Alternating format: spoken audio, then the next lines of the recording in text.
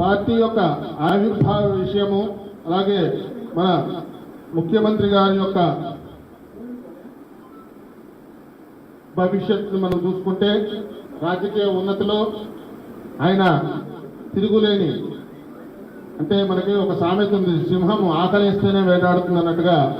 ఆ విధంగా మన గత సంవత్సరం చెప్పుకున్నాము, అక్టోబర్ నుంచి ఆయన ఒక సింహం లాగా పనిచేసి పార్టీని అంతా కూడా మీరందరూ కూడా సహకరించారు. మనం అనుకున్నాం మీరందరూ కూడా ఆయనకు చేయూతనిచ్చి విజయం చేకూర్చాలి అని, అందరికీ కూడా భగవద్ ఆశీర్వాదం కలగడానికి నేను కూడా నా ప్రయత్నం చేస్తానని చెప్పడం జరిగింది. ఖచ్చితంగా ఈ నూతన సంవత్సరం, క్రోధినామ సంవత్సరం రేవంత్ రెడ్డి గారికి అత్యంత యోగవంతంగా ఉన్నది. వచ్చే విశ్వావసు నామ సంవత్సరం వరకు కూడా ఎవరు ఏమీ చేయలేని పరిస్థితి. రాహుల్ గాంధీ గారు కూడా మన ఎలక్షన్ టైం కల్లా యోగం కలుగుతోంది.